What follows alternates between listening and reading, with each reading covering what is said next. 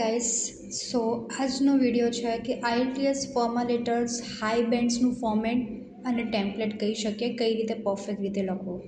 So always start with the opening means like greeting. Okay, start with a formal greeting. Formal લેટર્સમાં formal greeting હોવું જોઈએ. For example you can start with the dear sir or dear ma'am. એના પછી always આપણું comma આવવું જોઈએ. Okay, suppose પેપરમાં name mentions કરેલું છે તો always start with dear mister or Mrs અને જે લાસ્ટ નેમ હોય છે તે. ઓકે, સો આ ફર્સ્ટ આપણો ઓપનિંગ પેરેગ્રાફ છે. સેકન્ડ આવે ઇન્ટ્રોડક્શન. ઇન્ટ્રોડક્શન મીન્સ કે purpose of the letter, why are you writing this letter.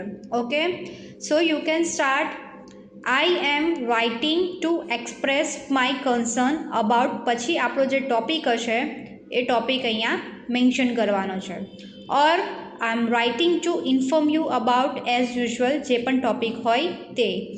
Or I am writing regarding, જે ટોપિક હશે તે. So always purpose of the letter તમને ખબર પડવી જોઈએ. Why are you writing this letter? Are you writing to applying for a job? Are you writing for dissatisfaction, satisfactions? So different types of feelings તમને ઓળખતા આવડવી જોઈએ whenever you write a formal, informal or semi formal letter.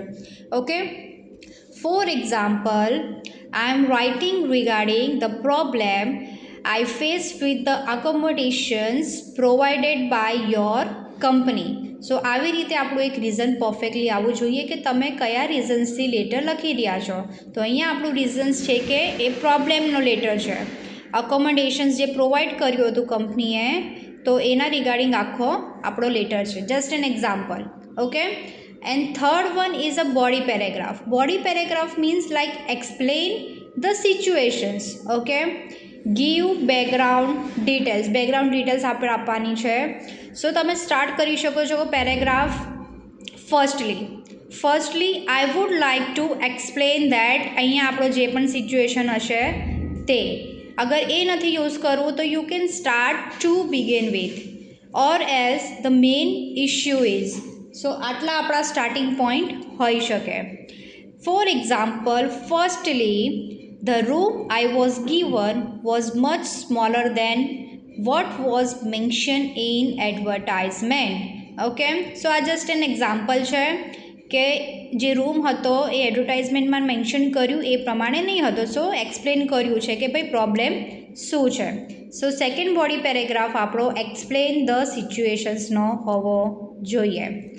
Third step એ રહેશે. દેન body paragraph 2, જેમાં આપણે request કરવાની છે, કાં તો કમ્પ્લેન કરશું કાં તો કોઈક એક્શન લેશું according to the questions mention કરવાનું છે. Explain what you want. Okay, so આવી રીતે હોય તો ઓલવેઝ આઈ વુડ સજેસ્ટ કે ઓક્ઝિલરી વર્ડ્સ યુઝ કરો. ઓક્ઝિલરી વર્ડ્સ પોલાઇટ લેંગ્વેજ બતાવશે. I would appreciate it if you could, પછી જે પણ આપણો અહીંયા સિચ્યુએશન્સ રિક્વેસ્ટ જે હશે તે.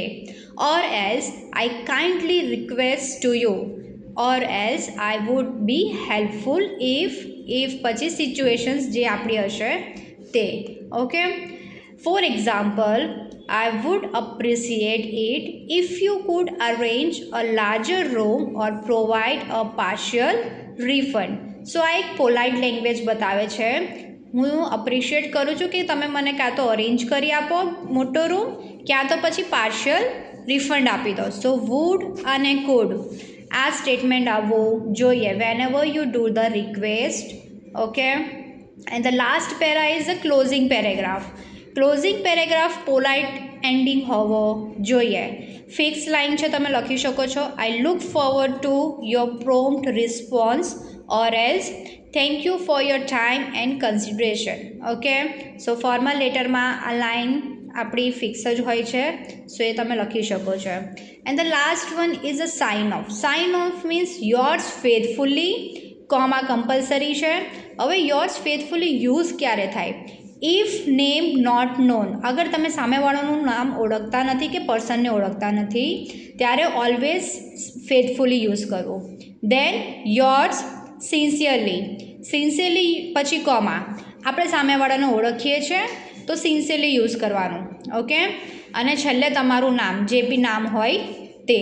ઓકે, સો આ જે ફોર્મેટ છે સારી રીતે ફોલો કરો જેથી હાઈ બેન્ડ સ્કોર આવી શકે. Thank you.